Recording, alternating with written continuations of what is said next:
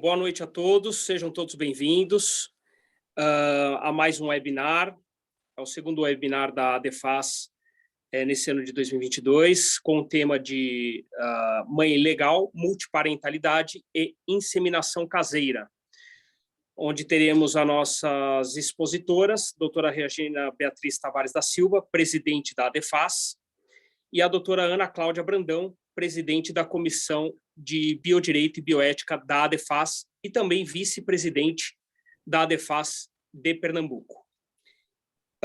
Daremos início às apresentações com o mês, justamente no mês onde a gente comemora o mês do Dia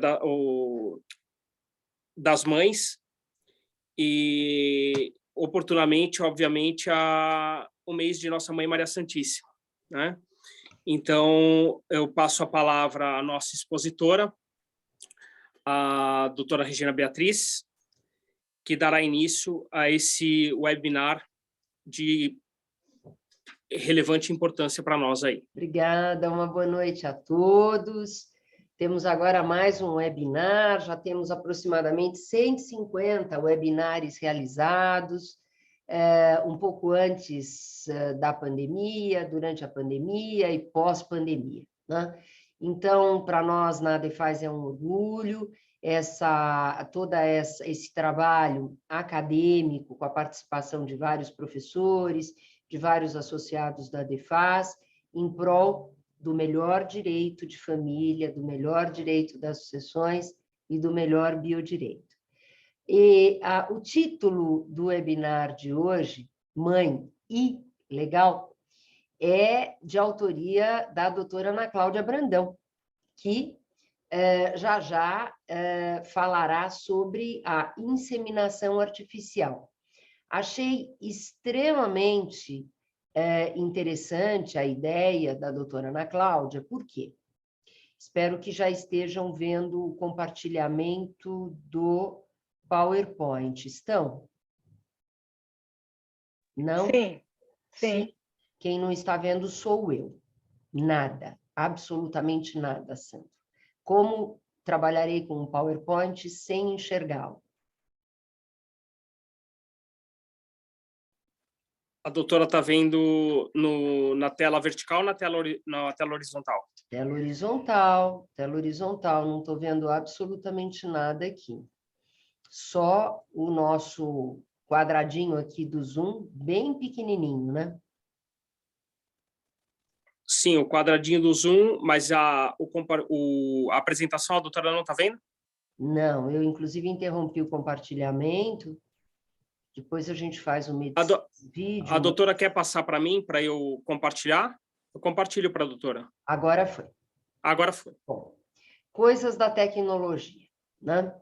Então, recomeçando, e dando uma boa noite a todos, o título deste webinar, que já completa aí cerca de 150 webinars realizados pela ADEFAS, é um título que foi dado pela doutora Ana Cláudia Brandão, que palestrará sobre a inseminação artificial.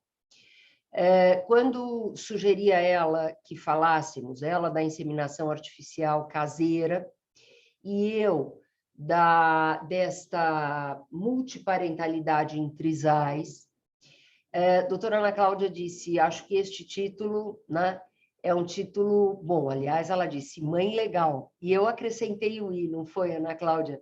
Porque, efetivamente, existe uma ilegalidade nesta tentativa de multiparentalidade em trisais, né? Então, vimos na mídia, e continuamos a ver, a mídia gosta muito desses temas, porque vendem, né? A seguinte notícia no g1globo.com. O trisal, que teve um bebê em Bragança Paulista, não conseguiu registrar a criança no nome dos 3 pais em cartório e teve que fazer o registro apenas com o nome dos 2 pais biológicos. O bebê nasceu em abril e a família acionou advogados para um ofício que explicava que juntos formavam um núcleo familiar, mas não conseguiram. Eles agora vão acionar a justiça, pedindo a inclusão do nome da segunda mãe, que é permitida pela legislação, mas com autorização do juiz.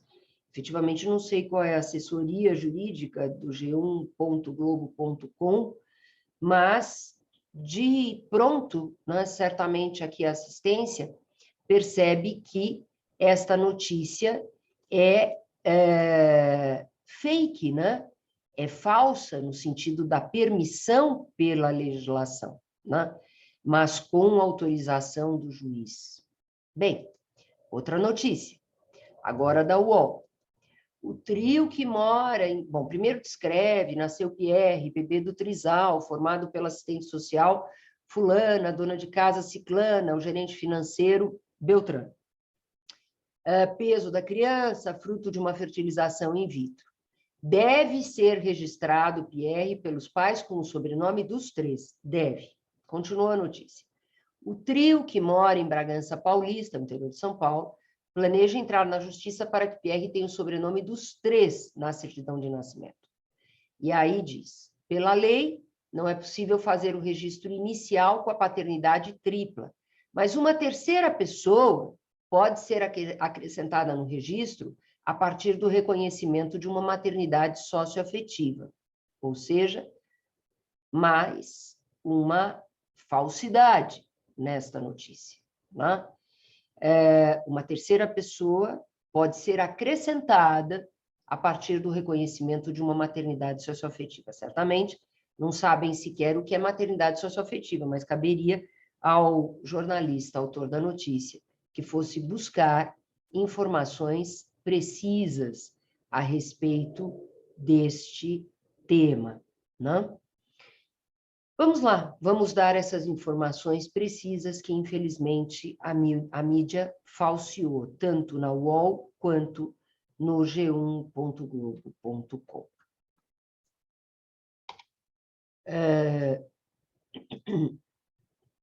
Primeiramente, o que é esse trisal? É poligamia. As expressões poliamor, poliafeto, poliafetividade são expressões que seduzem, mas que não retratam efetivamente o que é este tipo de relação de um trisal. É poligamia. A Constituição Federal, no artigo 226, parágrafo 3º, como sabem, estabelece a monogamia como princípio estruturante da união estável. A Constituição Federal, no artigo 226, parágrafo 3º, até a interpretação dada pelo Supremo Tribunal Federal na ADPF 132 e na ADI 4277, sobre os casais formados por pessoas do mesmo gênero, estabelecia o homem e a mulher podem formar uma união estável como entidade familiar. Não falava os homens e as mulheres, portanto, um homem e uma mulher, monogamia. O Supremo Tribunal Federal, nesses julgamentos que todos conhecem e sabem, do reconhecimento de direitos familiares, sucessórios e outros correlatos, as relações entre duas pessoas do mesmo gênero, dois homens ou duas mulheres, em todos os votos, apresenta cada ministro com as suas palavras, com o seu modo de se expressar, afirmando e confirmando a monogamia nessas relações. Então, desde logo, se afasta por completo o argumento pífio que é usado, dizendo que o STF, nessas duas ações, a DPF 132 e a DI 4277, teria acolhido a poligamia no Brasil. Quem afirma isso, inclusive, desprestigia, macula a própria honra dos casais formados pelas pessoas do mesmo gênero, que são monogâmicos para que possam constituir uma família. Aliás, como esses próprios casais querem para constituir família, seja homem e mulher, sejam dois homens, sejam duas mulheres, a monogamia.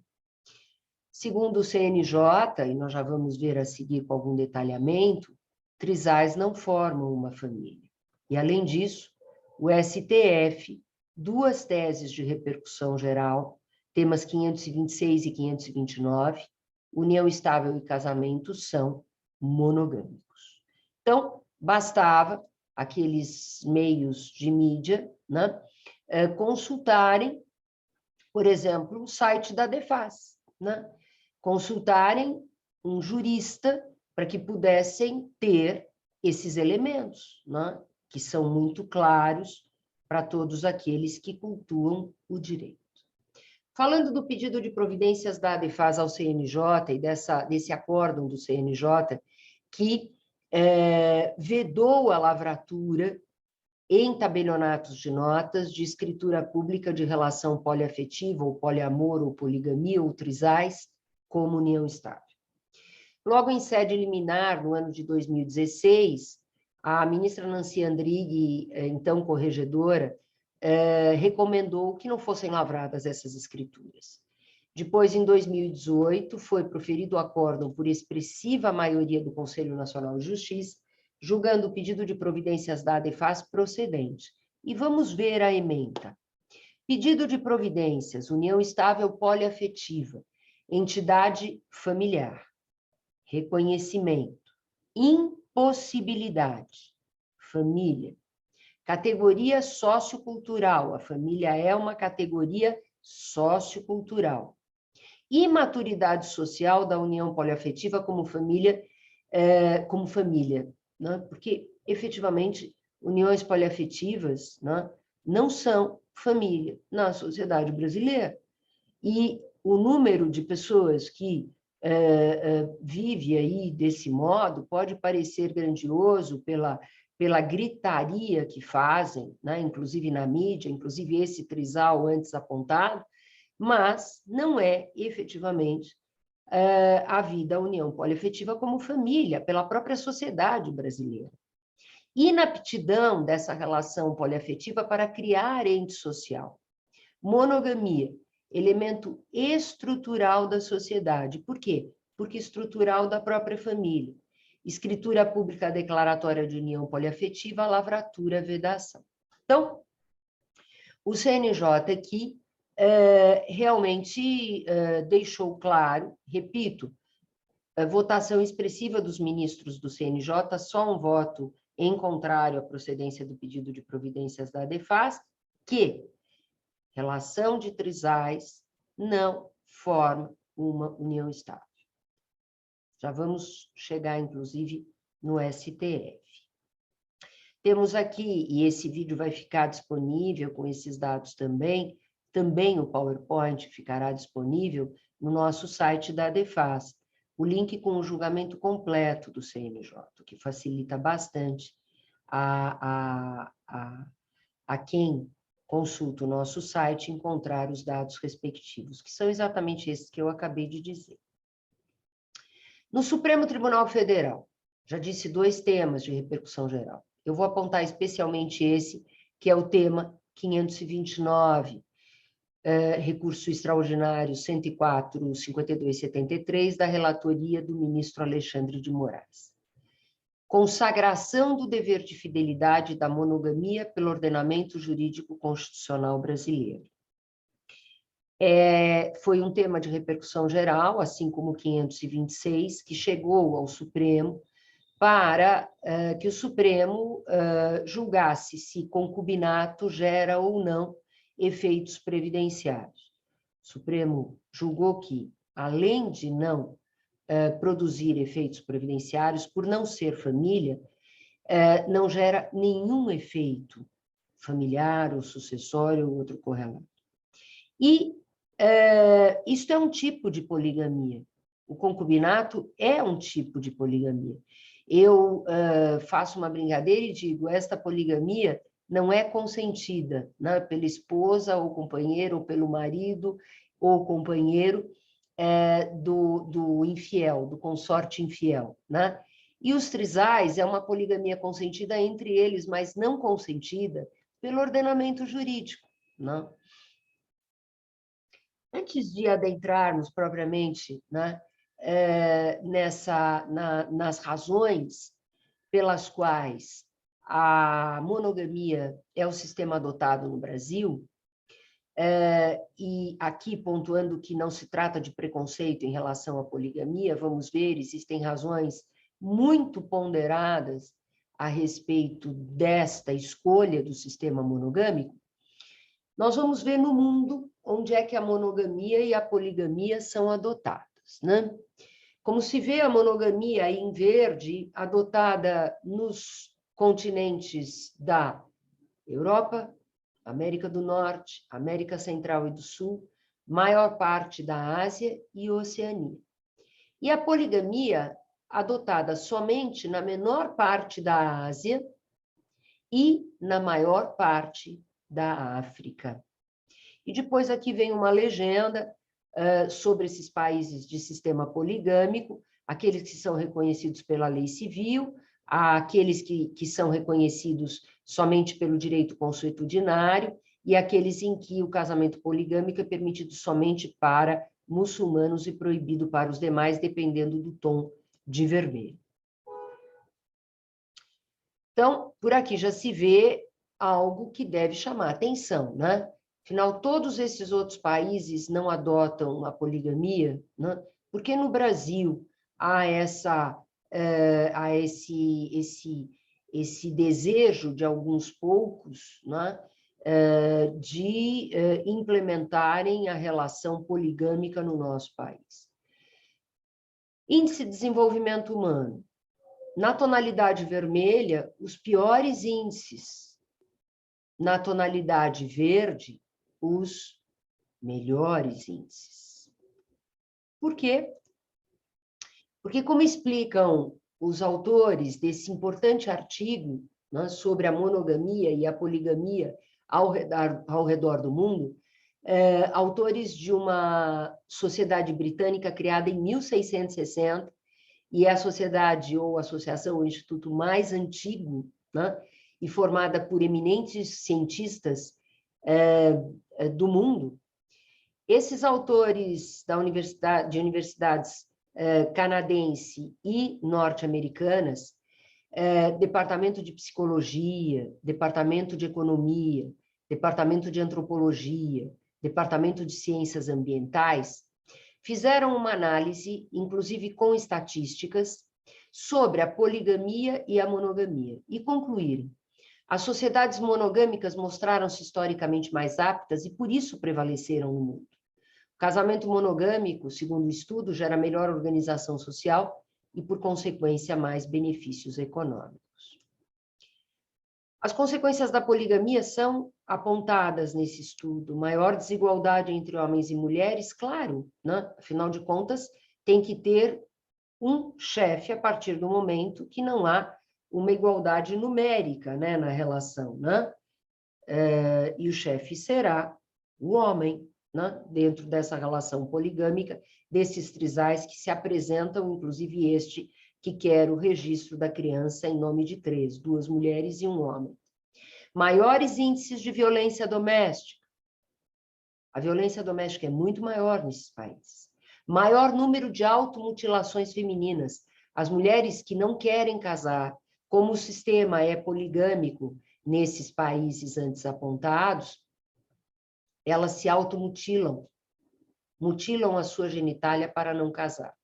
Maiores taxas de crimes, inclusive de tráfico sexual. Eu teria que passar algum tempo para explicar isto. Menor investimento nos filhos.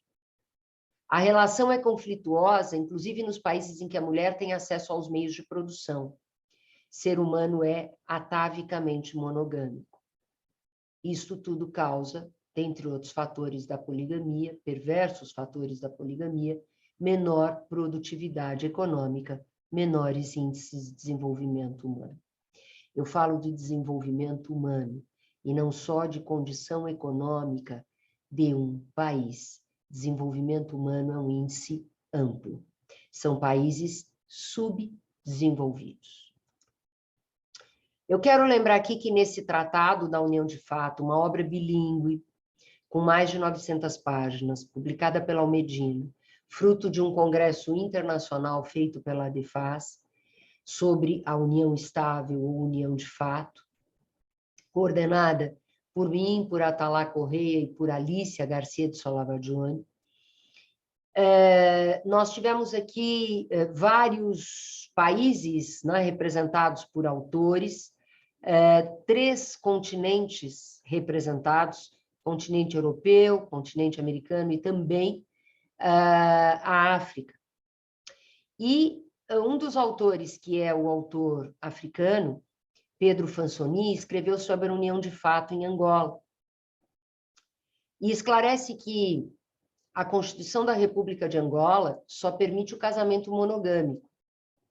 Nas sociedades tradicionais, subsistem ligações poligâmicas, mas não com caráter geral. Nas cidades, que é onde vive a maior parte da população, rege a monogamia, mesmo nos bairros periféricos, ou seja, nos bairros mais pobres. E a juventude urbana atual e a rural letrada rejeita a poligamia. Perguntei, então, ao professor Fansoni o que seria uma juventude rural letrada. Rural, claro, que vive na zona rural, mas letrada, né, na sua colocação.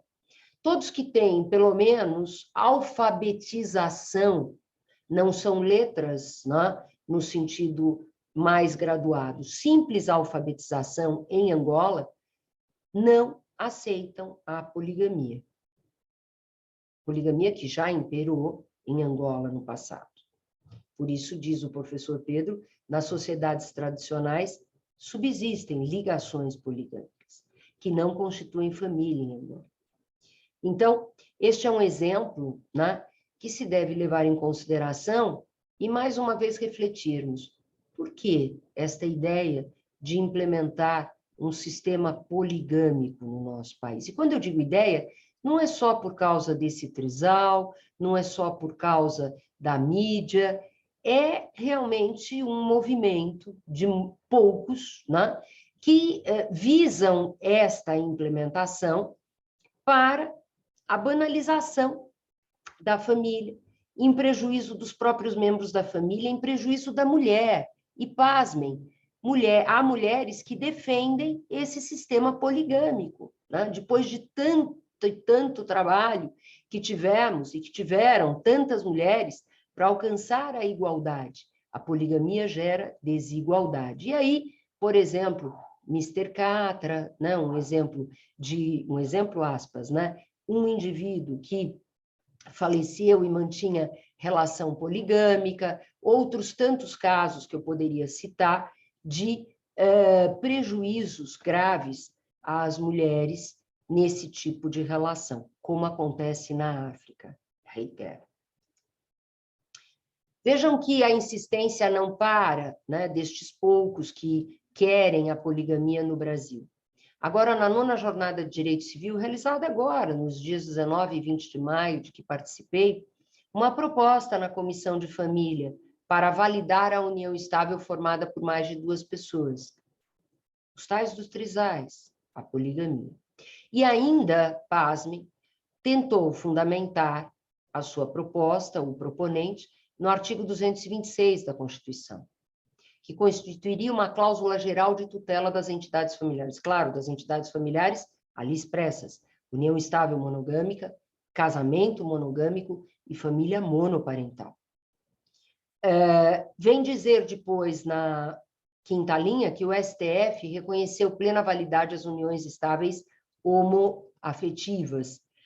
Sim, mas com monogamia. Basta ler o acórdão daquelas 2 ações antes citadas, né?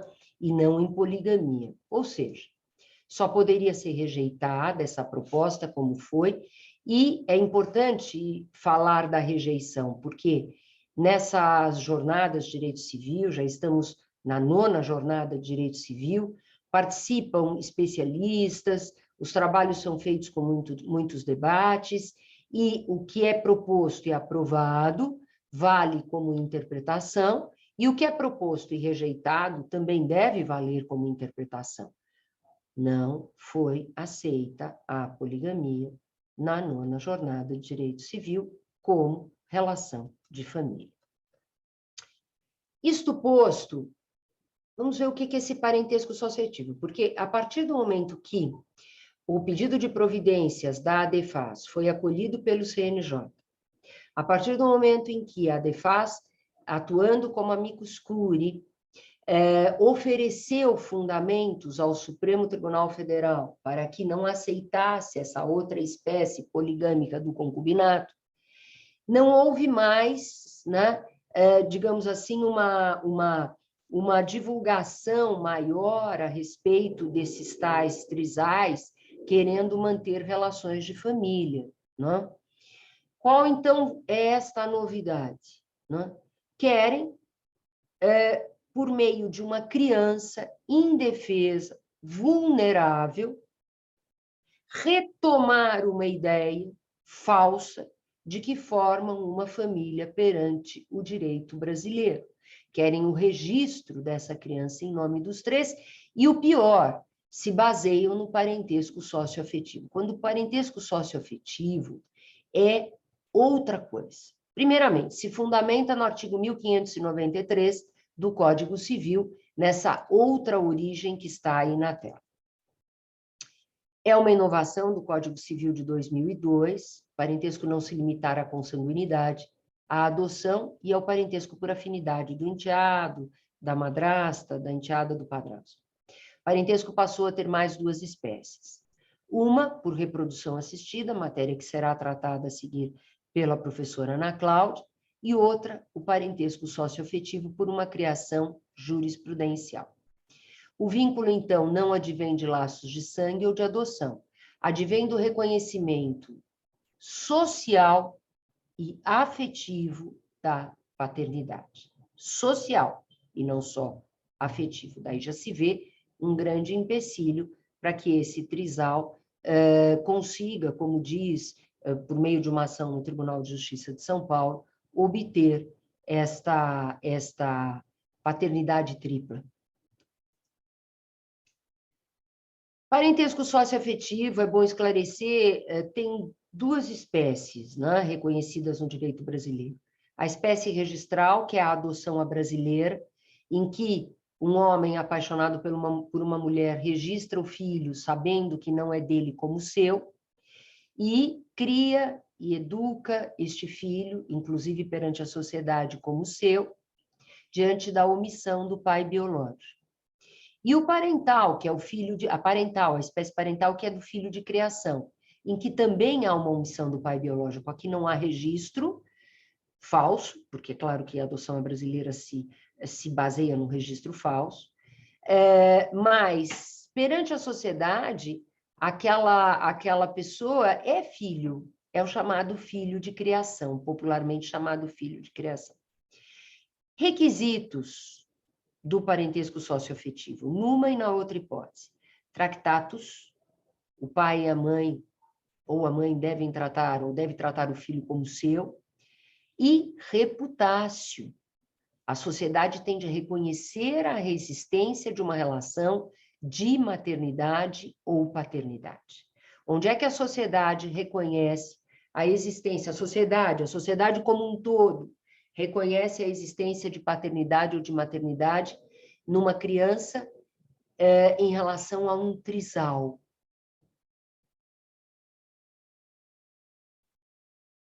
Onde?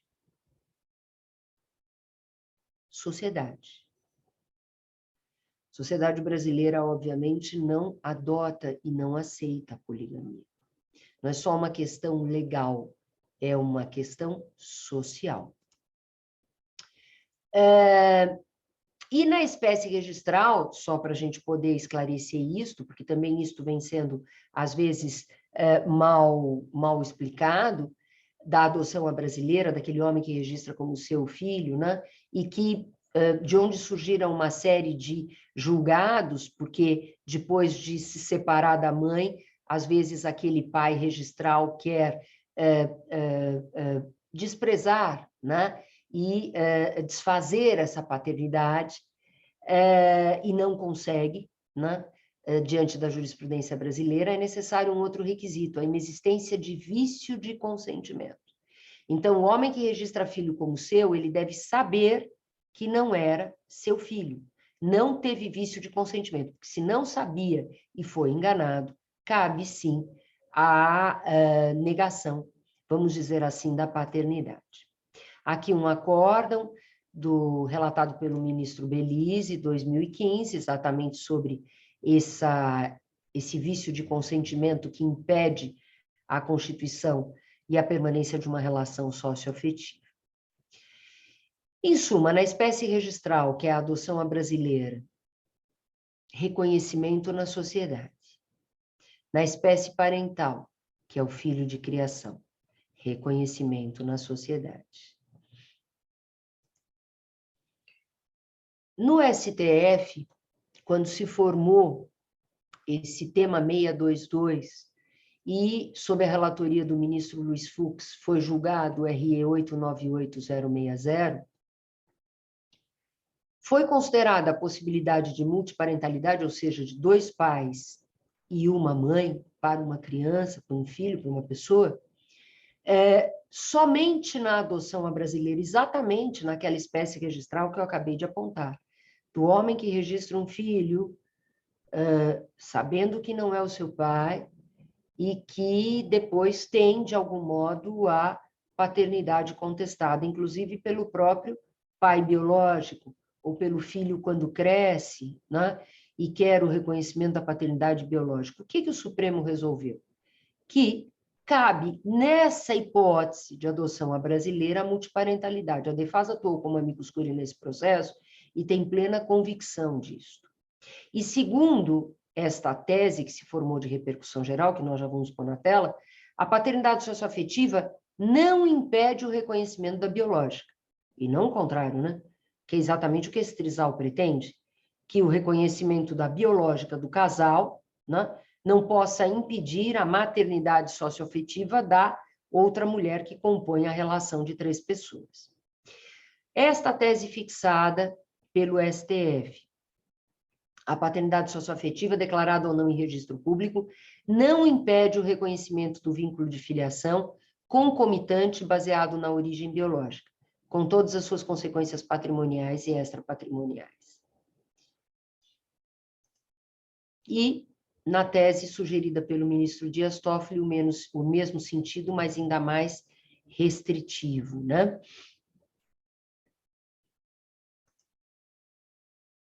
Acórdãos posteriores a essa tese de repercussão geral. Mesmo na adoção à brasileira, não reconheceu a multiparentalidade porque condicionado o reconhecimento ao interesse da criança, aos mais elevados interesses da criança. Então, esta possibilidade de multiparentalidade, inclusive na adoção brasileira, após aquela tese de repercussão geral, só é validada quando opera no interesse da criança e do adolescente. Não é interesse só material, é interesse no sentido exatamente completo, global, da preservação dos elevados interesses da criança. Não? E aí continua, não, o acordo de relatoria do ministro Belize, e diante desse acórdão, inclusive escrevi um artigo publicado no site da Defas, exatamente a respeito desse tema, né, em que parece que eu antevia, né, lá nos idos de 2018, que viria aí alguém querer o registro de uma criança em nome de 3 pessoas, né? E quando esse trisal tentou fazer o registro no cartório da criança em nome, recém-nascida em nome dos 3, certamente utilizou o provimento do CNJ. Então, vamos analisar esses provimentos para finalizar a nossa exposição. Provimento CNJ 63 de 2017, que tornou meramente administrativo o procedimento de reconhecimento da paternidade ou da maternidade socioafetiva. Mas possibilitou realmente a multiparentalidade? Bom, vamos de antemão dizer que esse provimento foi revogado, aspas, foi complementado por um ulterior que praticamente modificou ou esclareceu devidamente o seu sentido, né? Vamos direto ao artigo 14. O reconhecimento da paternidade ou maternidade socioafetiva somente poderá ser realizado de forma unilateral e não implicará o registro de mais de 2 pais e de 2 mães no campo filiação no assento de nascimento. O que quis dizer esta norma administrativa, né? Seriam estas as situações possíveis? 1 pai e 2 mães, 2 pais e 1 mãe, 2 pais e 2 mães? Este foi o intuito do Conselho Nacional de Justiça, né? Ou não? Pois bem, logo com esse provimento, diante das manifestações feitas contrárias, inclusive pelos cartórios de registro civil em relação ao ali exposto e interpretado, né, por alguns no sentido de que caberia todo aquele tipo de registro, né, antes exemplificado, o ministro João Otávio de Noronha, que foi o relator, né, ali naquela norma, né, que deu origem àquela norma, em relação ao provimento, esclareceu sobre a impossibilidade de registro de multiparentalidade e sobre a possibilidade de reconhecimento de paternidade socioafetiva ou maternidade socioafetiva por casais do mesmo sexo. Foi isto que o provimento quis, né, trazer, né? E aqui está o esclarecimento do ministro Noronha, que o provimento 63 não abriu mão da reserva à segurança jurídica e não possibilitou a subversão do procedimento criado, não abrindo espaço nem mesmo para o registro na adoção à brasileira, né? Não quis propiciar uma adoção à brasileira. Pois bem, aí eu desenvolvi esse tema neste artigo, também publicado no site da DEFAS, exatamente com o esclarecimento do ministro Noronha, e mostrando que a única hipótese de multiparentalidade é aquela onde ocorre um processo judicial, e não meramente administrativo em cartório de registro civil. É o Poder Judiciário, após ampla produção de provas, que deve decidir se haverá o duplo registro na adoção à brasileira, né? Ou seja, o pai socioafetivo e o pai biológico, e não a prevalência de uma ou outra espécie de paternidade. Veio, então, o provimento CNJ 83, né? Em que houve alteração dos requisitos da maternidade e da paternidade e da maternidade socioafetiva, começando pela idade mínima do filho, 12 anos, para que essa criança possa se manifestar, se quer aquele pai ou aquela mãe socioafetiva. A necessidade de comprovação perante o cartório, que isto é algo efetivamente me parece dificílimo, perante um cartório, se comprovar a paternidade ou maternidade socioafetiva com verificação dos elementos objetivos, né, do exercício da paternidade ou da maternidade socioafetiva. Mas a regra é importante que esteja lá, porque não é simplesmente a declaração, né? E a paternidade e a maternidade socioafetiva se formam no decorrer do tempo, né? Por isso também essa idade aqui de 12 anos. Mais uma vez, o consentimento do filho e intervenção do Ministério Público obrigatória, segundo o provimento 83, também importante essa intervenção, e um artigo fundamental, dois parágrafos acrescidos, em que se vê somente é permitida a inclusão de um ascendente socioafetivo, seja do lado paterno ou do materno. A inclusão de mais de um ascendente socioafetivo deverá tramitar pela via judicial. Portanto, o CNJ permite a inclusão de um único ascendente socioafetivo pela via registral. A norma se destina aos casais formados por pessoas do mesmo gênero, em relações monogâmicas. A mulher tem um filho, não está registrado pelo pai biológico, ou teve esse filho de reprodução assistida independente, conhece uma outra mulher e faz, aí sim, provada a socioafetividade, o registro de ambas como mães.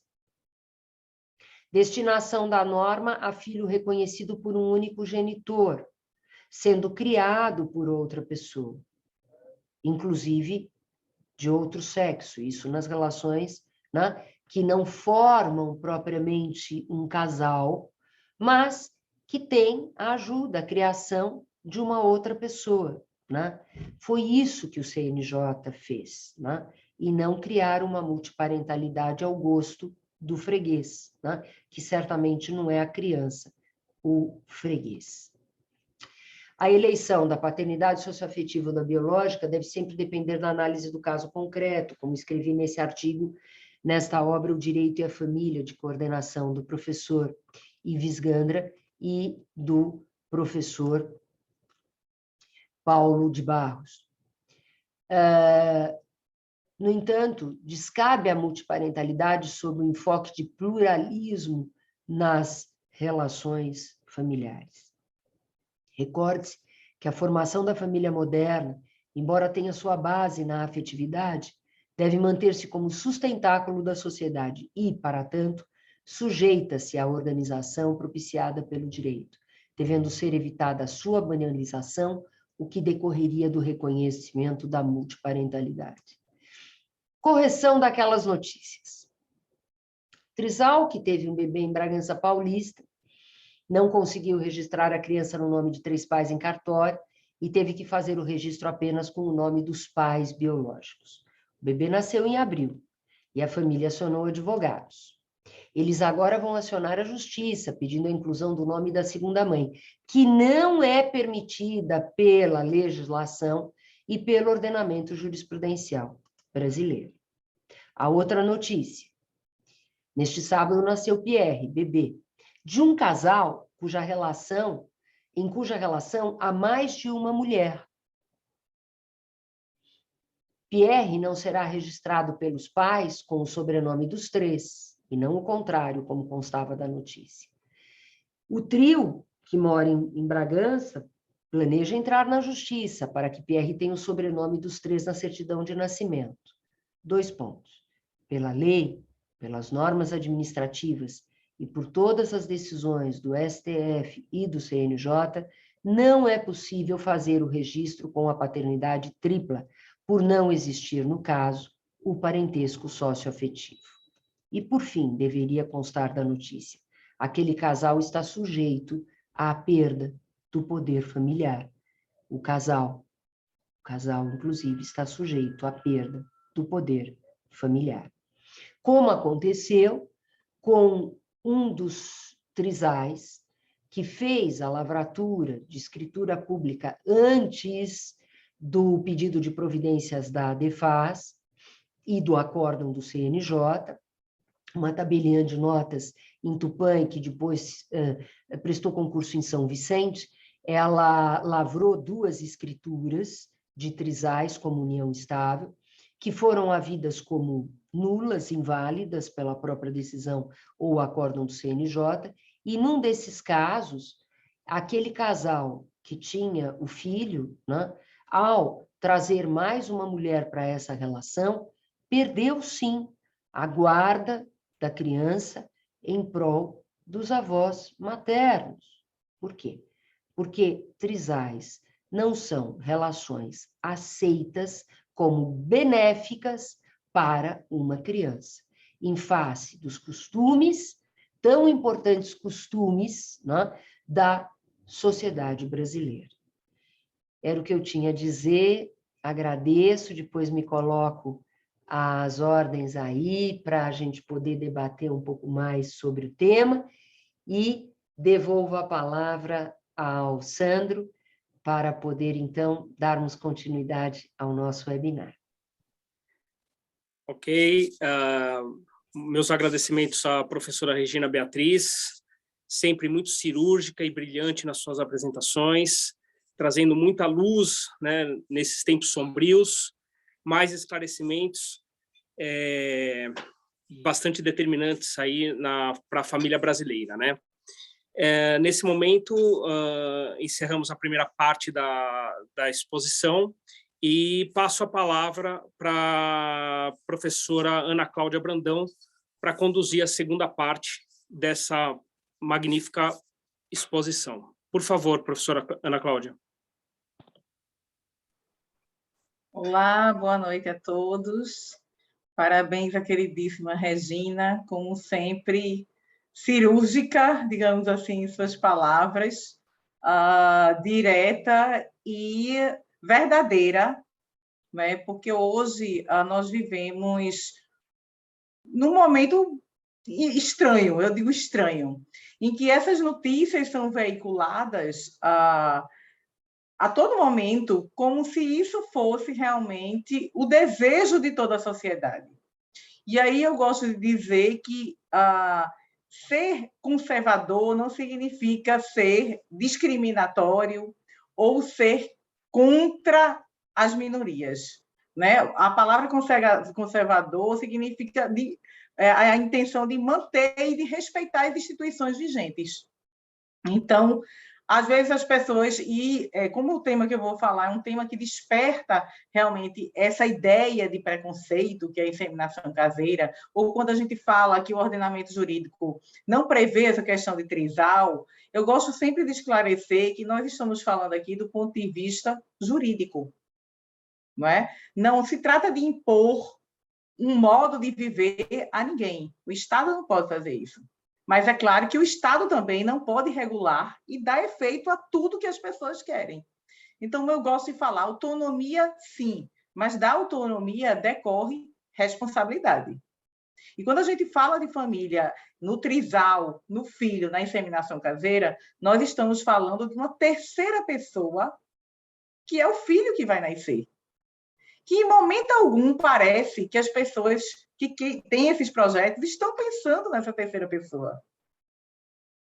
Não é? Então, a mídia, eu acho que isso desperta a curiosidade, a atenção, ou atrai seguidores, digamos assim, essas notícias, que são, na verdade, fora da realidade. E não adianta a gente dizer que aquela ideia de senso comum e de razoabilidade não existe numa sociedade plural, porque essa ideia existe e ela sempre vai existir. Então, eu gosto de esclarecer aqui que não se trata de nada, nenhuma ideia contra minorias ou nenhuma ideia discriminatória. Eu gosto de dizer que cada um vive como quer. Cada um vive como quer ser feliz, mas o direito não corrobora todas as suas vontades. Não é? Então, é uma coisa bem diferente. Nós estamos falando aqui como juristas, como estudiosos do direito, não como julgadores do modo pelos quais as pessoas vivem. Né? Embora eu seja uma julgadora, mas nem família de família eu participo, né? Eu sou juíza de uma vara civil. Eu gosto de esclarecer isso porque são temas polêmicos e às vezes nós somos, digamos assim, nós somos mal interpretadas e a questão não é essa. Nós estamos falando aqui do ponto de vista eminentemente jurídico. Então, pegando o gancho do que a professora Regina falou, o que vem acontecendo com esses projetos parentais? Né? Um projeto parental de formar uma família com trisal, um homem e duas mulheres. E aí surge a questão da inseminação caseira. Por que essa nova modalidade, digamos assim, de produção, de reprodução?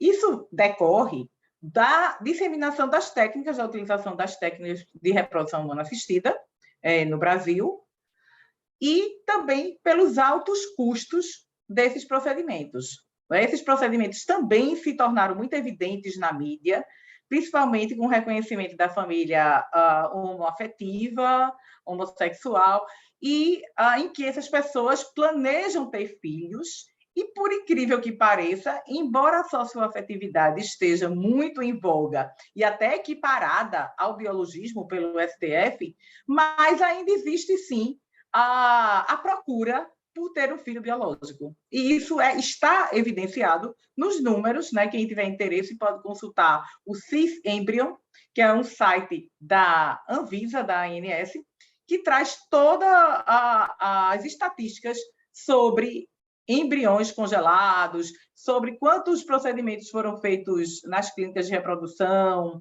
Por exemplo, no Brasil, nós temos mais de 100 mil embriões congelados. Eu li, Ricardo, um dia desses, que na Argentina já existe uma preocupação, eles têm mais de 20 mil embriões congelados. Quer dizer, a população é muito menor do que a nossa, mas já é um número, proporcionalmente à população argentina, alarmante. Então, existe, de fato, uma procura, e essa procura é justamente porque as pessoas querem ter seu filho biológico. Por que não há uma procura pela adoção? Onde fica o crescimento ou não pela busca da adoção? Então, existe esse paradoxo, ainda que pode ser até cultural, de as pessoas buscarem esse projeto parental de terem esse filho biológico. Embora a reprodução assistida permita também, mediante a doação de óvulos, a doação de espermatozoides e até do próprio embrião, que essa parentalidade seja socioafetiva em relação àquele que não participa com seu material genético. Por exemplo, numa inseminação heteróloga, em que o marido autoriza a mulher a ser inseminada com o espermatozoide de um doador, que será anônimo. Quais são os problemas dessa inseminação caseira? Se dizem, as pessoas que procuram esse método, dizem que o primeiro motivo seria o alto custo da fertilização in vitro. Nas clínicas, né, procurar uma clínica de reprodução sai caro, é um tratamento custoso, não é? E muitas vezes essas pessoas homoafetivas, elas têm a impossibilidade biológica de engravidarem, porque são do mesmo sexo, mas elas não têm nenhum problema de infertilidade. Então, já é um fator, não é, que atrai, digamos assim, a busca por essa inseminação caseira. Então, se a gente tiver curiosidade sobre o tema, na internet está disponível, engraçado, tem até tutoriais de como se inseminar dentro de casa. Isso aí, eu não sei se vocês estão vendo meu PowerPoint, então. Isso aí, por exemplo, é um kit de inseminação caseira que a pessoa compra facilmente na internet. Acessa YouTube e YouTube, com vídeos explicativos, diz como é que é feito o procedimento. Então, normalmente, quem é que procura essa inseminação caseira? São casais femininos, né, que elas, né, geralmente não têm problema de infertilidade e querem engravidar sem ter uma relação sexual com uma pessoa do sexo oposto, uma relação heterossexual. E aí, isso é o perfil normal, né? Não significa que um casal heterossexual, por exemplo, com um homem com problemas, não possa fazer isso. Mas, assim, se complica mais a situação aí, nesses casos. O que a gente tem visto de praxe são mulheres que não querem ter relação heterossexual, mas querem ter um filho com a parceira, não tem problema de infertilidade e não querem recorrer às clínicas por conta aí do alto custo. Quem seria esse doador, entre aspas? Normalmente, nós temos, aí coloquei um exemplo aí de um Facebook, né? Nós temos vários perfis. Se você colocar no Google, você vai encontrar vários perfis de homens que dizem que doam, digamos assim, espermatozoides, né? E eu até brinco que é um delivery, né? Ele vai lá na casa da pessoa e deixa lá o espermatozoide no pote, e a pessoa, com aquele kit, com o tutorial, a mulher consegue se autofecundar, se auto-inseminar. Aqui é um exemplozinho, ó, sou gaúcho, moreno, tal, sou sadio, doador de esperma, me chamo Lucas, e não quero nada. E esse aqui é totalmente filantrópico, não é? Não quer receber nada para essa doação.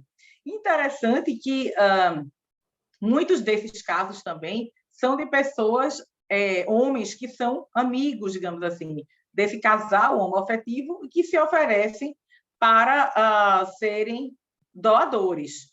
Normalmente, o perfil desses casais é de procurar pessoas estranhas, justamente porque a ideia é não ter qualquer vínculo com o doador, como acontece numa inseminação que é feita numa clínica. O doador ele está resguardado pelo anonimato. Não existe aí fim lucrativo, que é proibido no Brasil, doação é doação, efetivamente, e esse doador não poderá ser identificado para fins de relações de filiação com o filho que nasce aí, decorrente de uma técnica utilizada numa clínica. Então, o que vai acontecer aí com a inseminação caseira? Nós temos o primeiro problema, que é o registro do filho que vai nascer. O filho ele é biologicamente só daquela mulher que engravida. Na declaração de nascido vivo, que é o documento que vai ser levado ao cartório, vai constar como mãe a parturiente, que é a mãe biológica, efetivamente. Não há nenhum problema quanto a isso. A questão é, e essa parceira, essa companheira, ou até esposa, como ela vai constar nesse registro de nascimento? A professora Regina já falou da possibilidade de uma dupla maternidade, ou de uma dupla paternidade, ou até de uma multiparentalidade. O que é que tem acontecido Brasil afora? Esse aí foi um caso em que elas comemoram o registro aí com a dupla maternidade, sendo que esse registro ele não pode ser feito diretamente no cartório. O provimento 83 e o provimento 63, eles tratam, o 63 especificamente, trata da reprodução assistida ocorrida nas técnicas, ocorrida com a utilização das técnicas, numa clínica credenciada, mediante toda uma documentação que é levada a cartório, e aí sim o registro vai sair no nome dos, eu chamo, encomendantes, sem problema. No caso dessa inseminação caseira, os cartórios, e isso aí tem sido motivo de grita, inclusive aqui em Recife, publicaram já em redes sociais, cartório tal discrimina mulheres, porque as mulheres procuraram um cartório para fazer um registro diretamente em relação a essa dupla maternidade, e o cartório disse, olha, não posso, não existe respaldo legal, vão mandar para o juiz, você tem que procurar o judiciário. E aí esse cartório foi acusado de ser homofóbico e etc. O problema é que, de fato, os provimentos do CNJ não permitem o registro dessa dupla maternidade se não for com a intervenção do judiciário. E aí, vejam que ponto interessante. Muitas dessas decisões judiciais que autorizam o registro dessa dupla maternidade têm se fundamentado aí no provimento 63, aplicando por analogia uma inseminação caseira, uma fecundação que ela é natural. Vejam bem, há um processo que é uma técnica médica regulamentada pelo Conselho Federal de Medicina e regulamentada pelo CNJ. Então, extraí aqui um texto de uma sentença de Santa Catarina, em que a juíza ela coloca que o provimento possui uma lacuna em relação à inseminação caseira e que, por isso, ela utiliza o método integrativo para reconhecer o registro também nesses casos, aplicando o provimento 63. E aí, eu aqui contesto essa questão, será que realmente a gente está tratando da mesma coisa? Ou será que a vontade no planejamento familiar é que pode ser coincidente, mas a técnica não é a mesma? A gente está falando de um procedimento de inseminação caseira em que existe um pai biológico que não está com nenhuma garantia de anonimato em relação às suas obrigações de filiação, como também um filho que não pode ser privado de suas relações de filiação, que aí é a parte sempre esquecida, né, eu acho, quando a gente vem falando de planejamento familiar. É planejamento do casal, planejamento do homoafetivo, do hétero e etc. E o filho, ele vem lá atrás como se ele nunca fosse questionar nada, nem ser titular de direitos em relação à sua própria origem e à sua filiação, né? Ele é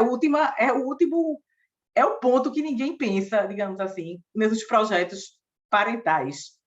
E essa decisão, ela também fala dessa questão do conhecimento da origem, né? Porque fala que essa pessoa é anônima, foi um caso aí em Santa Catarina, reside em outro estado, e a eventual busca pela ascendência biológica da criança não terá qualquer obstáculo, né? E determina aí o registro. Tem uma coisa interessante na pesquisa que eu fiz, que é, praticamente em todo o Brasil, esse registro tem sido feito nesse procedimento de reconhecimento de uma socioafetividade de uma criança que praticamente nasceu, não é? Como é que a gente poderia falar de uma relação de afeto de uma criança que ela é recém-nascida? Mas os tribunais, isso aí, essas decisões que eu tenho visto, todas ainda estão em primeira instância, né, a grande maioria foram de primeira instância, reconhecendo aí a dupla paternidade com base na equiparação a esse provimento da reprodução artificial. Aqui em Pernambuco, nós temos uma coisa interessante, né? As varas da infância e juventude, elas vêm reconhecendo a possibilidade de adoção. Por quê? Porque o conceito de socioafetividade, segundo os juízes aqui, ainda não pode ser visto, já que a criança acabou de nascer. Não existe nenhuma relação ainda com a companheira. Então, o que é que aqui tem sido feito? Que, a meu ver, eu acredito que, tecnicamente, seja mais correto. O reconhecimento de uma adoção unilateral, não é? Com todos aqueles cuidados que uma adoção requer. A parceira, que não é a mãe biológica, ela vai adotar a criança da mãe biológica. E não com base no reconhecimento socioafetivo, embora aqui também tenha nas varas de família, né, mas a grande maioria tramitou nas varas, vem tramitando nas varas da infância com esse procedimento de adoção unilateral pela outra mãe, digamos assim, já que não se tem ainda a socioafetividade reconhecida. Eu só vi realmente essa decisão em Pernambuco. Né? Nos outros estados que eu tenho acompanhado, as decisões têm sido para reconhecer uma socioafetividade dessa mãe, digamos assim, que não é a biológica. Nós temos aí algumas reflexões a respeito da inseminação caseira. Né? Primeiro, a questão dos riscos para a saúde. Nós sabemos que numa clínica é feita toda uma bateria de exames em relação até os doadores, em relação às próprias receptoras, em relação a o risco da própria gravidez, a questão aí da insegurança jurídica, né? A autonomia no planejamento familiar, e um ponto que eu acho muito importante, que alguns doutrinadores de família vêm defendendo, que é a contratualização da filiação. Inclusive, a professora Regina falou da Jornada de Direito Civil, e eu li um enunciado muito interessante, que fala que não pode ser objeto de contratualização direitos humanos. Ao meu ver, isso não precisava nem de ser um enunciado, né? De tão óbvio que isso é. Mas as pessoas, nós já vimos doutrinadores dizendo, olha, vamos fazer um contrato de como criar os filhos. O filho vai ser da religião tal, o filho vai ser vegano, o filho não vai tomar vacina. Até que ponto a gente pode contratualizar a filiação? E nessa inseminação caseira, as mulheres envolvidas fazem um pacto com esse doador de que ele nunca irá buscar qualquer relação de filiação com essa criança. Quer dizer, uma coisa totalmente nula. A criança, você não pode dispor da paternidade do seu filho. Ele vai poder, sim, a qualquer tempo, investigar a paternidade, procurar esse pai, que é o pai biológico dele, que não está garantido pelo anonimato, porque o provimento, ao meu ver, você não pode aplicar por analogia, dar as mesmas garantias ao doador anônimo lá da inseminação, da reprodução artificial, para a reprodução caseira. Não é? Não vejo como você aplicar analogicamente esse provimento à inseminação caseira. Então, essa criança, esses pactos, eles não são válidos. E aí eu vou mais além nessas reflexões. Será que no futuro essa criança, ela poderia demandar a sua mãe por dano moral em relação ao dano psicológico de ela não ter o direito de saber quem é seu pai ou até mesmo da sua filiação? Ela ter sido sonegada desse direito? Será que nós vamos ver no futuro esse tipo de ação? Mas nós já vemos abandono afetivo. Então, eu repito, essas produções, digamos assim, caseiras, elas não se sustentam do ponto de vista do melhor interesse da criança. Né? A criança não pode ter seus direitos sonegados nem contratualizados por conta de uma exacerbação, que eu chamo, da autonomia no planejamento familiar. E a própria Constituição Federal, ela fala, é livre o planejamento familiar baseado na responsabilidade. Né? Então, essa autonomia, ela não é ilimitada. Ela tem como limite, sim, o melhor interesse da criança que vai nascer. E aí eu digo mais, essa criança, você pode dizer, mas ela não existe, ela não é pessoa, ela vai ser fruto ainda do que virá, mas ela já pode, sim, ser tratada, isso é uma evolução, digamos assim, do próprio direito civil, como um sujeito de direito. Né? Geração futura. A geração futura ela já é sujeito de direito, quando a gente fala, por exemplo, em direito ambiental. Nós somos obrigados a preservar o meio ambiente para gerações futuras. Então, nós também somos obrigados a preservar o melhor interesse das crianças, das gerações futuras. A obrigação é a mesma. Então, eu acho que nesse tópico especificamente da inseminação caseira, é sim uma exacerbação da autonomia no planejamento familiar. E eu acho que ela espanca aí justamente no melhor interesse da criança em relação a estabelecer as suas relações de filiação. E aí, repito, falando juridicamente em relação aos próprios direitos dela. Não estou discutindo que a família monoparental ou homo, ela é psicologicamente mais adequada, menos adequada, não. Não é a forma que essa família vai viver, mas os direitos que são inerentes a uma relação de filiação e que não podem ser sonegados por uma dita, digamos assim, autonomia no planejamento familiar. É mais ou menos isso que eu queria colocar aqui em debate, né? O tema, ele, de fato, desperta muito mais reflexões do que respostas exatas em relação a ele. Obrigada a todos. Obrigado, professora Ana Cláudia, pela belíssima apresentação e esclarecimento em torno de um tema bastante polêmico, né? E nesse momento, nós encerramos a exposição e abrimos para as perguntas, né, dos nossos associados aqui presentes e aqueles também ainda que não são associados. Convido-os a se associarem, né, oportunamente agora. E abro as perguntas, e quem quiser fazer a pergunta pode ficar à vontade para abrir o microfone e direcionar as perguntas às respectivas expositoras. Por favor.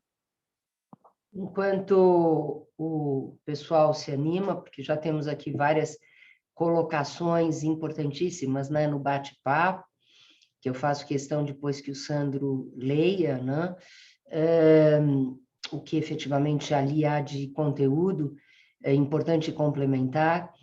A Cláudia, sempre com os meus cumprimentos, pela clareza, pela objetividade, né? E pela coragem, né? De desenvolver temas que podem não ser muito... a nossa posição da DEFAS pode não ser simpática numa primeira vista, mas esse posicionamento é efetivamente de proteção, especialmente aos mais vulneráveis, no caso, as crianças que ainda não nasceram e que são projetadas, ou que já nasceram e que podem ficar aí sujeitas a uma relação que não é de aceitação social, e dentro do que a Ana Cláudia colocou, de uma minoria. E o que nós estamos vivendo hoje em dia é algo muito perigoso, é a ditadura das minorias. A partir do momento que nós considerarmos que tudo cabe, né? Tudo cabe no Brasil,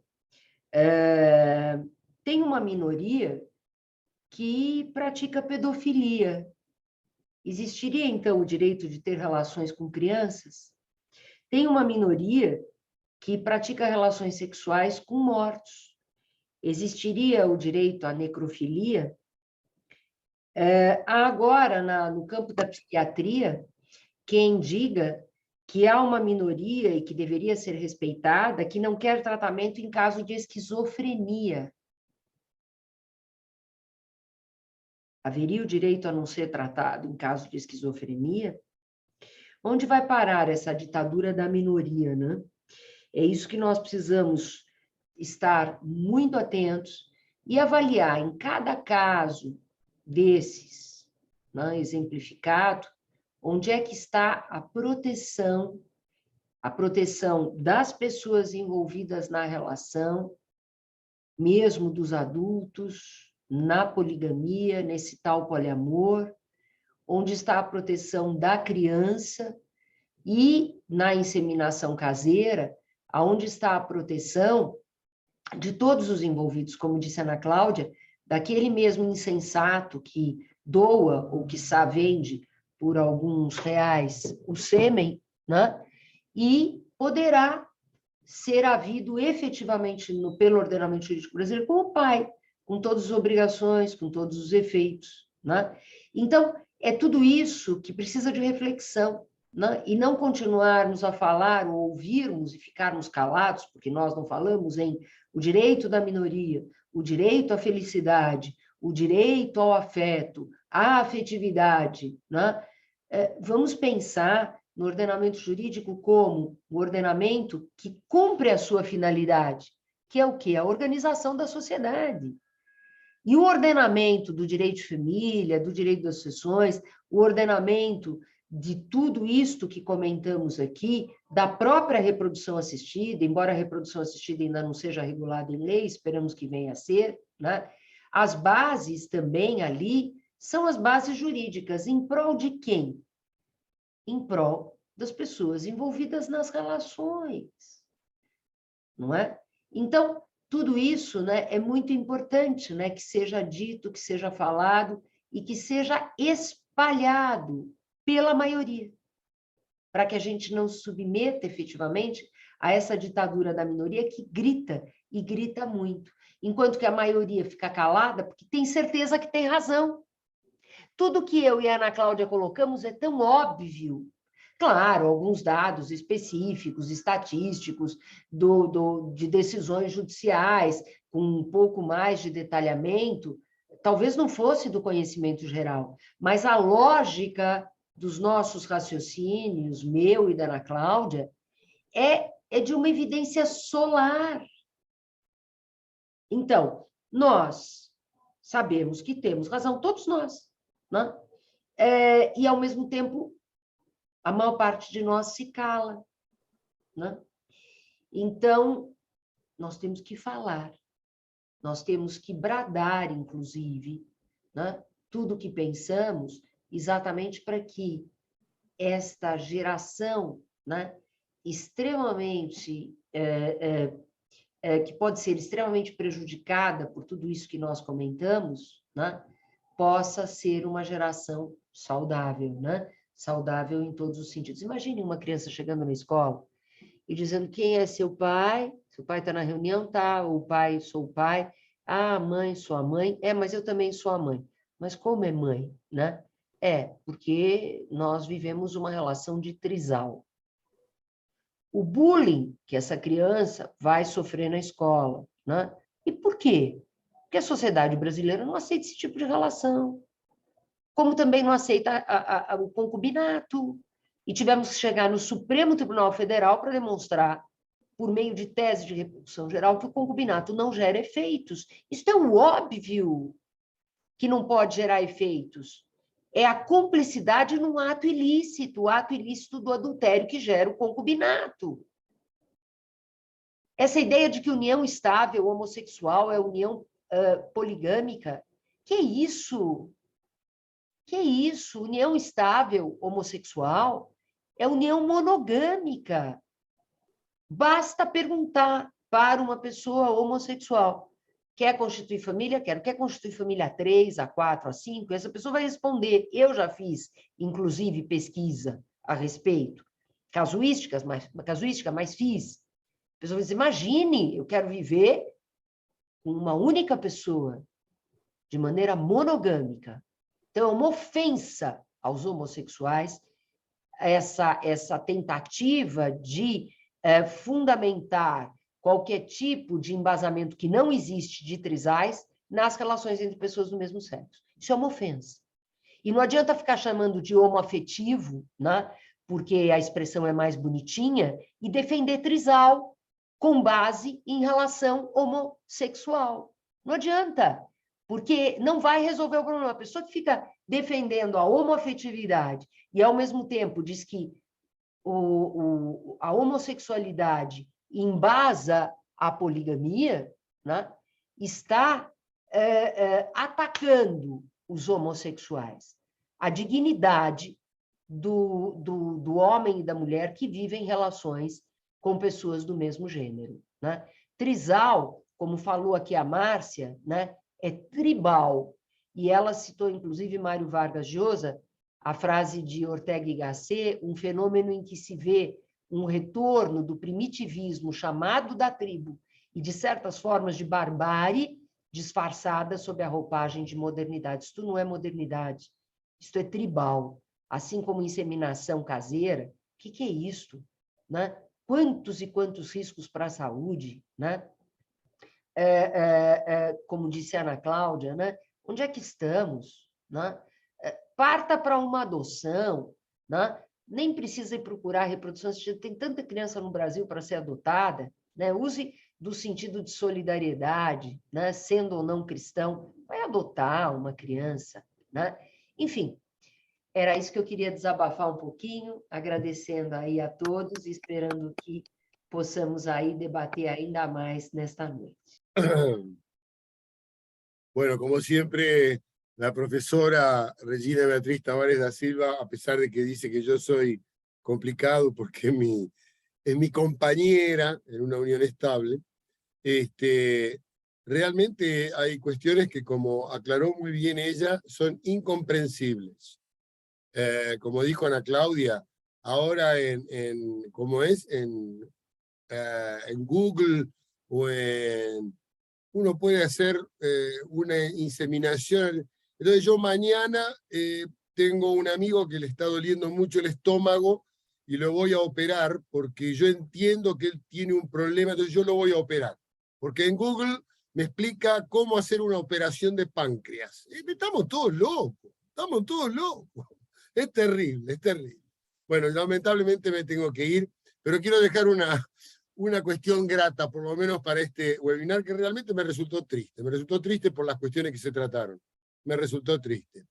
Resulta que un padre tiene un hijo y ese hijo decide ser sacerdote. Entonces el padre se pregunta, ¿cómo le digo? ¿Padre o hijo?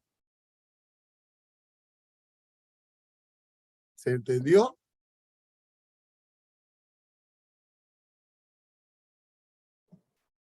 Não entendi, não, Ricardo.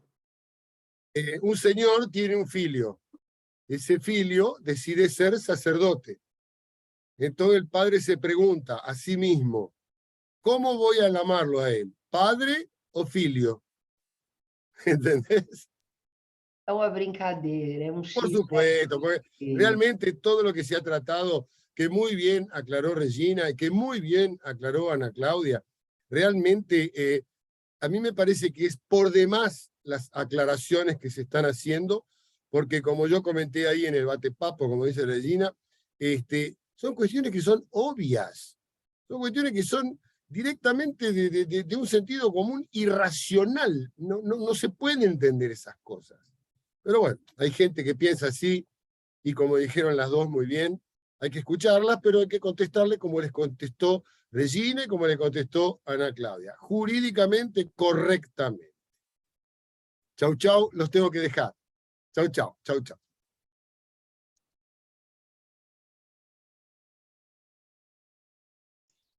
Então, quem gostaria aí de fazer alguma pergunta, alguma colocação, né?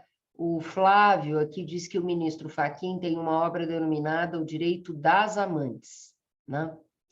Flávio, você está por aí para poder esclarecer o que é isso que você colocou aqui na mensagem sobre esse livro? E a Márcia, que já tinha dado aquela mensagem tão importante, né, sobre... Ô, Flávio, chegou. Conta, Flávio. Boa noite. É público, né, isso, né, que o ministro Fachin, ele escreveu, eu não tenho bem certeza se foi realmente um livro, se foi um artigo, mas que ele é defensor dessa tese, né, o que me causa repulsa, né, por tudo aquilo que vocês trouxeram aqui, de que ele é um defensor desse direito da amante, né? Ele acha que a amante tem que ter um direito aí, né? Engraçado que ele não põe a responsabilidade, né, nessa amante, né, pela sua família que essa pessoa perdeu, pela outra mulher que sofre uma vergonha pública, né, pelos filhos desse casal que sofre uma vergonha pública, né? Não responsabiliza isso, né? E eu gostaria de ver isso responsabilizado também, né? Porque, veja bem, é notório, é público, quem é que não percebe, né? De que uma amante causa uma desestabilidade na família e tudo mais. Então, eu só queria colocar isso, porque eu acho um absurdo que um ministro da nossa Suprema Corte seja colocado nessa Suprema Corte tendo uma ideia, né, absurda e imbecil como essa, né? Eu fico absolutamente revoltado, é o que eu queria dizer. E olha, Flávio, agradecendo aí a sua colocação, né, realmente é algo público, né, a posição do excelentíssimo ministro Fachin, que foi o único que, tanto no tema 526 quanto no tema 529, que eu referi, né, do Supremo Tribunal Federal, e sobre essas teses que se formaram, sob a relatoria do ministro Alexandre, do ministro Toffoli, que rechaçam qualquer direito com base, né, no direito de família às amantes, né, ou aos concubinos. O ministro Fachin foi o único que, nos dois recursos, votou pelos direitos dos concubinos, ou das concubinas, né? Então, no tema 529, eram duas uniões, era uma união estável, e havia um concubinato que queria os mesmos direitos da companheira da união estável, né? Aqui, a relação paralela em face de uma união estável. Esse foi o tema 529. Ali tivemos uma votação de 6-5, né, por uma consideração da Tavena equivocada do Supremo, de que união estável não teria os mesmos impedimentos do casamento. Quando nós tivemos o julgamento do tema 526, a mudança já se via, talvez por uma melhor reflexão dos excelentíssimos ministros. A votação aí foi expressiva, contra a atribuição de qualquer direito aos concubinos, e aquela relação concubinária concorria com um casamento, né? E a votação, então, só teve um voto divergente, que foi do ministro Fachin. E ele efetivamente já prefaciou elogiosamente um livro sobre essa temática, né, de direitos de amantes, vamos chamar assim, na linguagem mais popular, né? E é uma posição que efetivamente não se compreende na mais alta corte desta nação, né? Já que concubinato é adultério, né? E quando o Flávio diz, mas e deveria inclusive ser condenada, né? Aquela que é a cúmplice do adultério, ou condenado, aquele que é o cúmplice do adultério. Nós temos na nossa associação, Flávio, o doutor Carlos Alberto Garbi, que é o vice-presidente da ADEFAS, que defende a condenação do terceiro cúmplice, chamado terceiro cúmplice, o amante, né? Na linguagem comum. E nos Estados Unidos, com base no ordenamento brasileiro, nos Estados Unidos eu posso dizer que há lei em vários estados, porque lá não é só common law, existem leis também, há lei em vários estados para que estabelecem, né, a possibilidade de condenação do terceiro cúmplice no pagamento de uma indenização, com vários casos já de condenação, né? Estados Unidos, que é um país extremamente evoluído, né? E, pelo menos é o que dizem, e no que toca ao Brasil, há uma fundamentação, por exemplo, do Dr. Garbi, como há também em outros países, no sentido da possibilidade jurídica, né? Embora o cúmplice do adultério não tenha o dever de fidelidade, porque o dever de fidelidade é do cônjuge ou do companheiro que foi adúltero, né? Com base na regra geral da responsabilidade civil, né?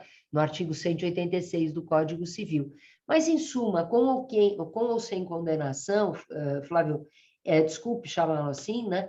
Mas, né, de uma maneira mais próxima, né, como a gente costuma fazer no webinar, distante, mais próxima, né?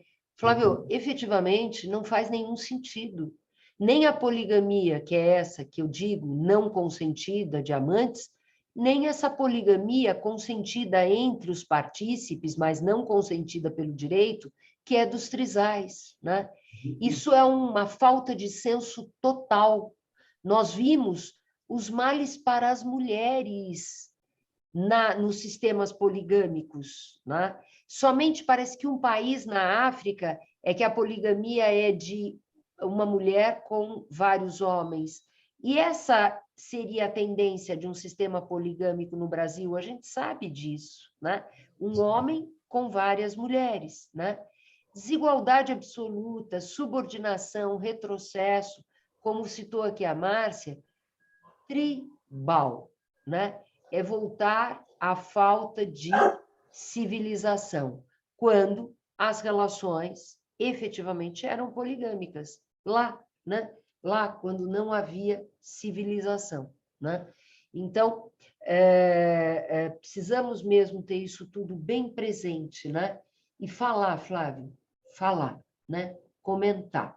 Nós vamos comentar com o vizinho, nós precisamos comentar com o cliente, mesmo conversando sobre outros temas, nós precisamos comentar com os nossos parentes, com os leigos, nós precisamos mostrar, né, o que o Brasil não pode permitir, senão a mídia vai engolir as pessoas com essa ditadura da absoluta minoria, né?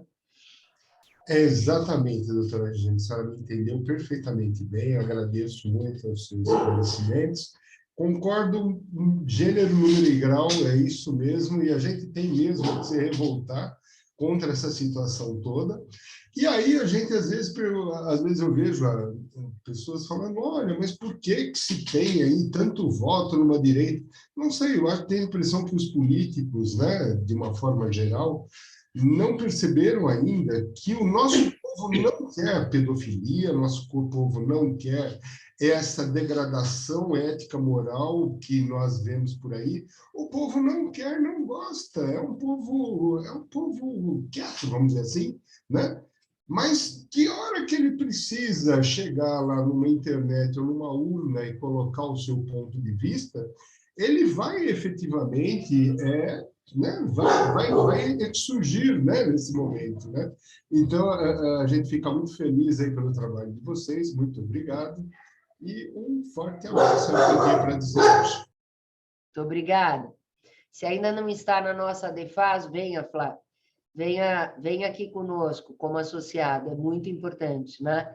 Que nós tenhamos vozes como a sua. Ah, sem dúvida. Meu cachorro está aqui do lado, que eu estou em casa, então vocês já viram, atrapalhei um pouquinho. Um forte abraço a todos, foi um prazer participar. Obrigada. Obrigada, não atrapalhou, não, só ajudou. Ana Cláudia, quer fazer algum comentário? Ou o Andrew, que está aí na tela, com a imagem?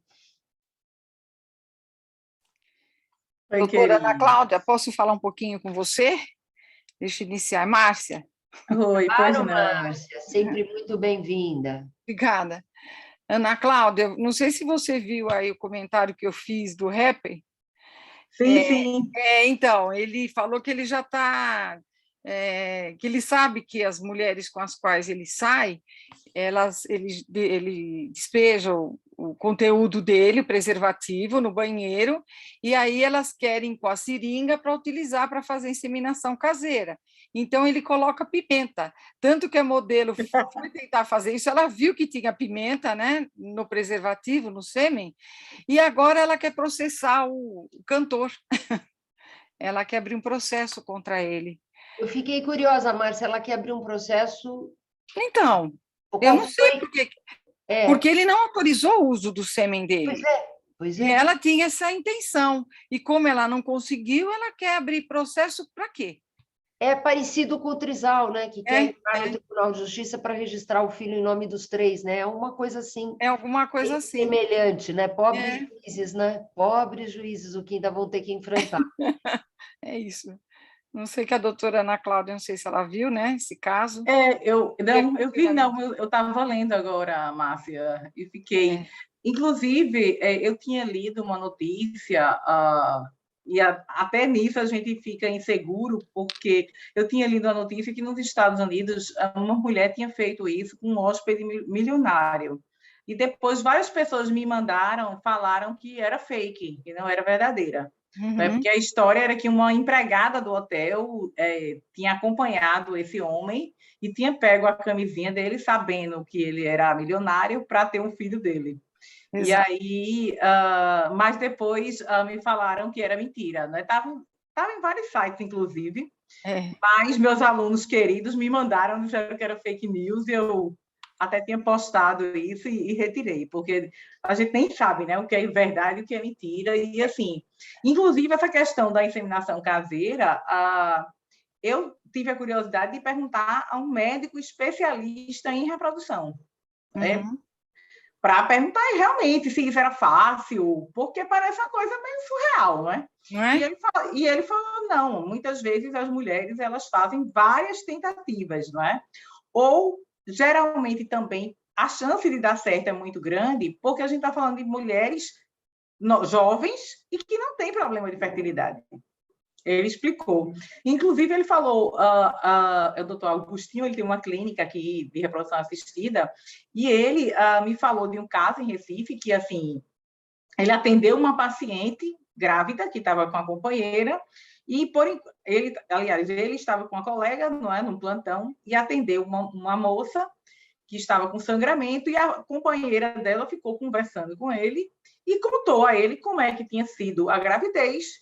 Um homem aqui de Recife, que mora num bairro de classe média, e ela contou que ele já tinha doado o esperma dele para várias mulheres conhecidas delas. Imagine, irmãos, não é? Crianças que são irmãos. Você tem assim, uma parcela de classe média que é reduzida.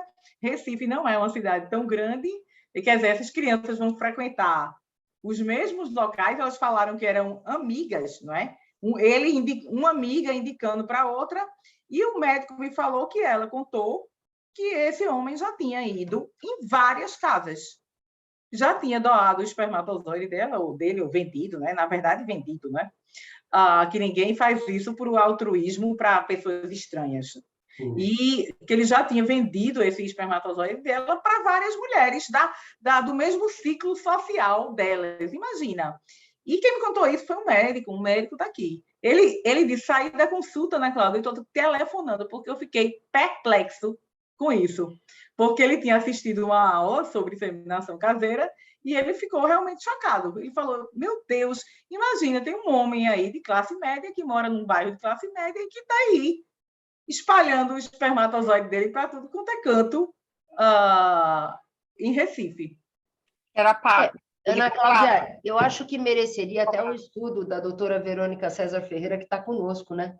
Uma pessoa que faz isso, né, precisa ser estudada psicologicamente, né?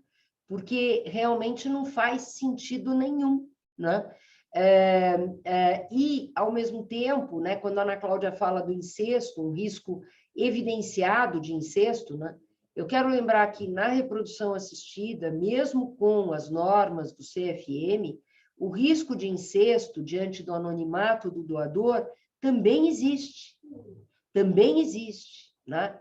E eu quero lembrar ainda que quem defende, né, esse contrato, né, de coparentalidade, essa contratualização das relações de filiação, né, que defende os trisais, que defende as concubinas ou os concubinos, há notícias, né, de que também não vem nenhum mal no incesto.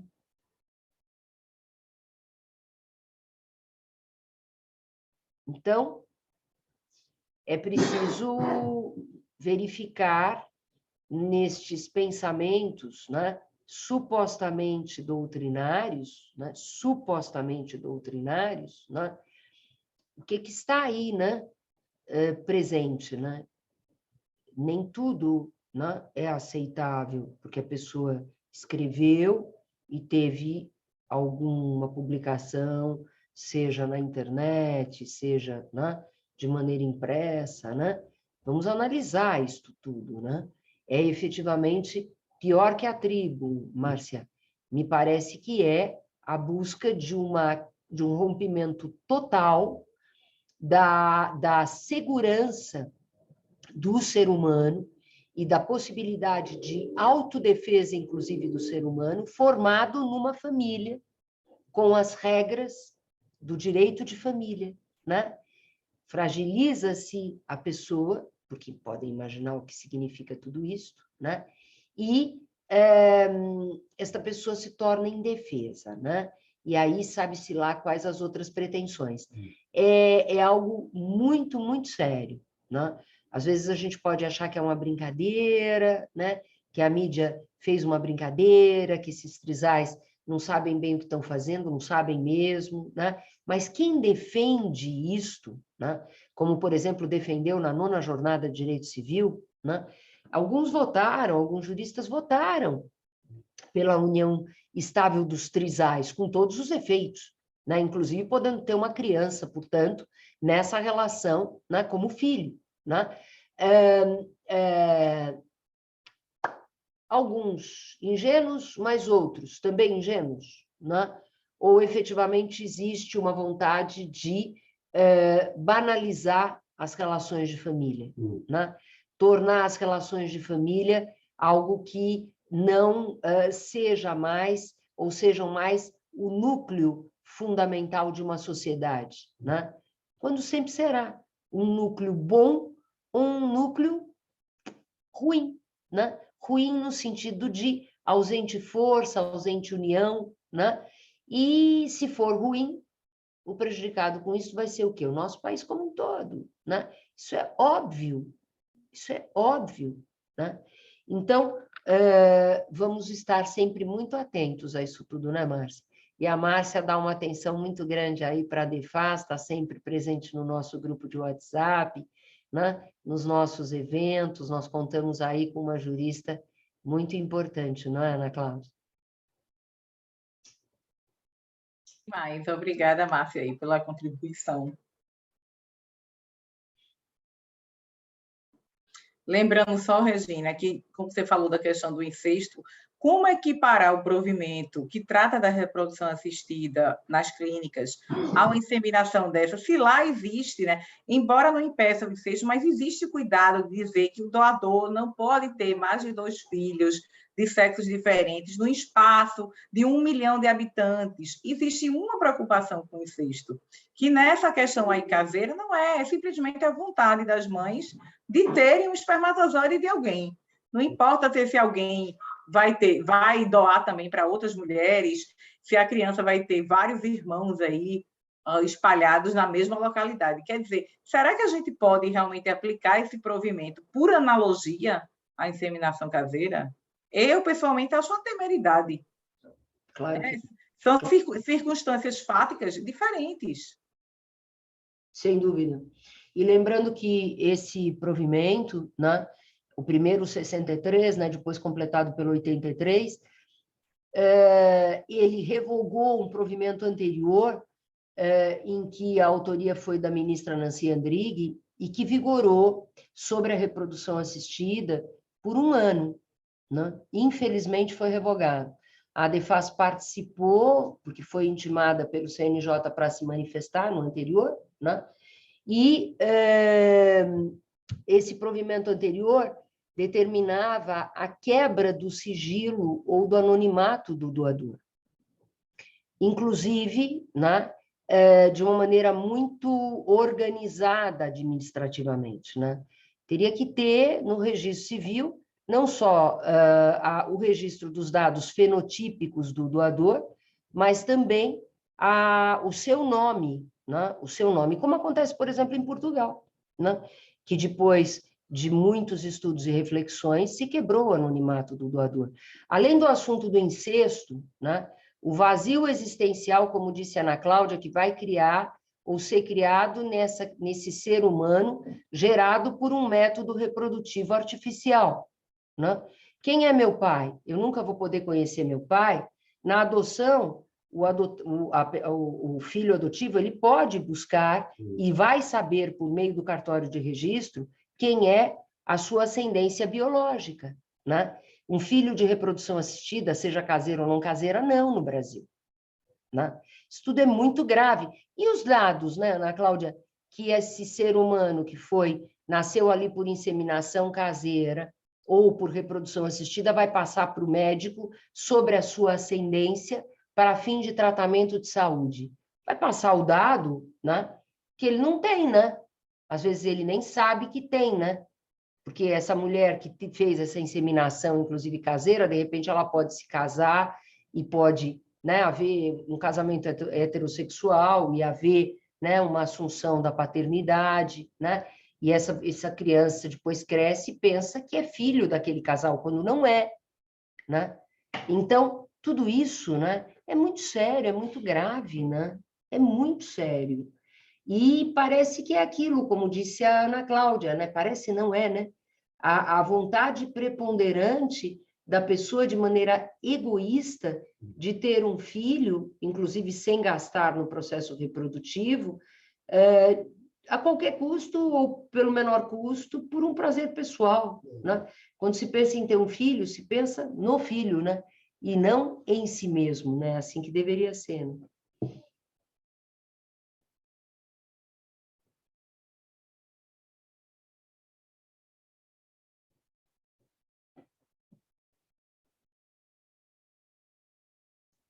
Aqui vários participantes se manifestando, né?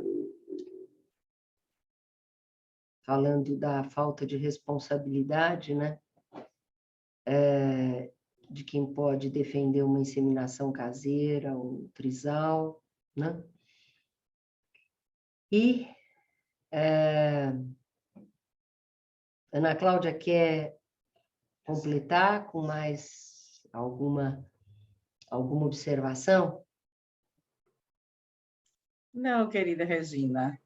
Só convidar todos para assistirem aí, quem puder estar presente aqui no dia 1, na posse da nossa diretoria aqui em Pernambuco, presidente Dr. Venceslau, professor muito querido aqui, conhecido de todos, eu como vice-presidente e alguns magistrados aqui que passaram a integrar, né, DEFAS, para a gente poder, digamos assim, tornar mais eficiente nossa comunicação aqui em Pernambuco sobre as ideias que a gente defende, até sobre os nossos webinários, sobre os nossos congressos.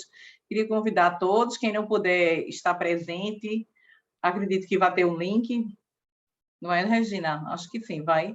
Ou será só presencial? o evento de 1º de Sim. junho, eu vi o link, mas o link é só uma inscrição para poder entrar, mas parece que vai ser só presencial, Ana Cláudia, pelo pedido que o Venceslau comentou, né?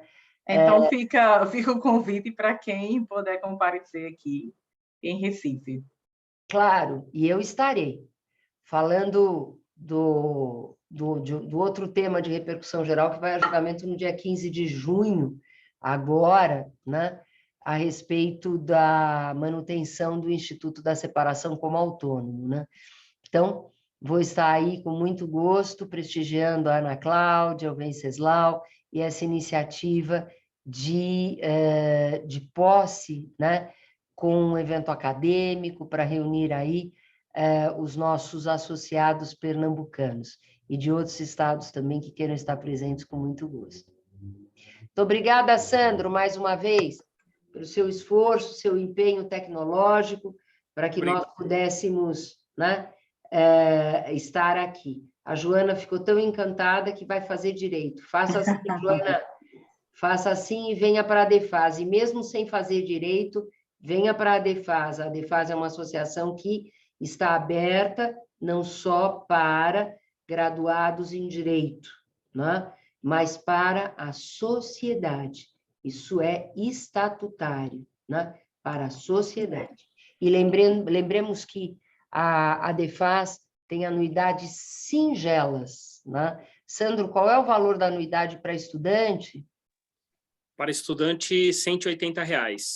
Por ano. Por ano. Podendo ser divididos esses R$ 180 em quantas parcelas? Hoje, somente à vista, doutora. R$ 180 à vista, né? Mas por ano, né? Praticamente 2 lanches, né? Ou 3 lanches, né? Cobrem isso daí. E para essa anuidade, para quem não é estudante, quando a gente fala estudante, é estudante em qualquer nível educacional. Para quem não é estudante, Sandro? Para quem não é estudante, pessoa física, advogados e outros, R$ 380. Por ano. Por ano também.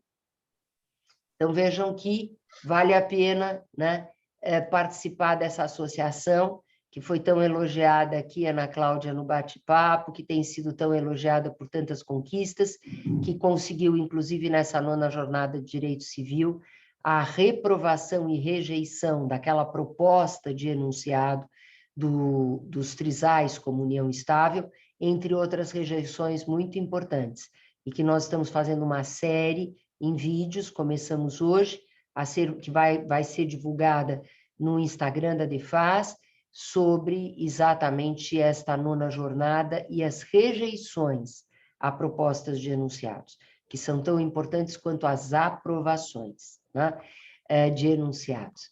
Exatamente rejeições em prol da família, né, sugeridas por nós e aceitas pela maioria dos juristas ali presentes. Que não foram poucos, não é? E muito qualificados, né? Então, vamos encerrar? Vamos, sim. Então, minhas palmas aí para a Ana Cláudia, para o Sandro, muito obrigada para todos, a esta assistência, e até um próximo webinar. Teremos muitos ainda esse ano. Obrigado. Tchau, tchau. Tchau, gente. Obrigada. Boa noite. Parabéns, querida. Parabéns sempre. Parabéns a você, querida. Esperando você aqui, dia 1. Já, já. Tchau, tchau. Tchau.